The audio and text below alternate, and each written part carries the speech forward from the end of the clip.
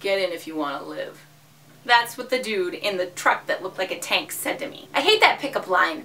Yes, there were fireballs raining from the sky, and sure, I could hear that roving band of zombies moaning in the distance, but get in if you want to live? Really? I get that line like 20 times a day now. If you're trying to hook up with this sweet piece of post-apocalyptic ass, you're gonna need to try way harder than that, mister. It's not like I'm even picky anymore, alright? This guy wasn't really my type. He had a bunch of matted blood and trail mix in his beard, and his eyes were all kinds of rapey. Still, if he would have gone with something timeless like, "Hi, what's your name?" I probably would have hopped in with him in a second. I tend to give non-zombies with tank trucks a lot of latitude, and with a couple of reasonable words and a smile with more than 1 or 2 viable teeth, I usually say, "Let's give our love a shot." What I said instead was, "No, I'm fine.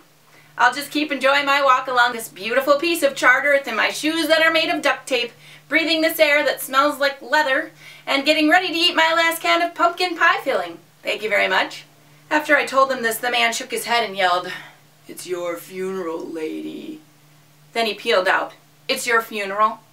What the fuck? Sometimes I get so sick of all these unoriginal men saying these absolutely predictable things that I just want to throw something at them. Luckily in this case, there was a detached arm sitting on the ground near me, and I picked it up and chucked it at him. Lately I've become quite adept at throwing detached arms and legs, and so I was not surprised to see the arm land on the roof of his truck with a loud smack. I figured this guy would just keep on driving. But then I saw brake lights, and then I heard that telltale beep, beep, beep, backing up truck tank sound. And then I did what I always do when this happens. I started running toward the gutted out Applebee's I call home. I didn't quite make it there. This guy's truck was fast and my legs were weak from only eating pie filling for the last month.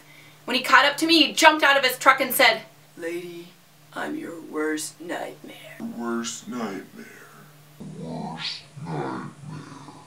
I mean, of course he did. Because what else would a dope like this say in that situation? He was coming toward me with a knife, and I blocked a couple of his wild swings with my can of pie filling. And then I turned the can on him. I smacked him with it in the temple once, and then I jumped on top of him. I began to hit him in the head over and over until the can broke open, and there was this big mess of pumpkin and brain everywhere.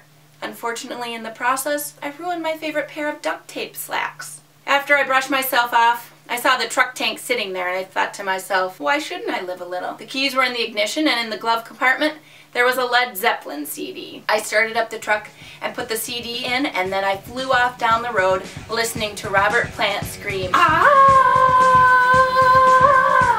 again and again. Whenever I saw a zombie, I drove straight into them and laughed as I watched their bodies totally fucking explode.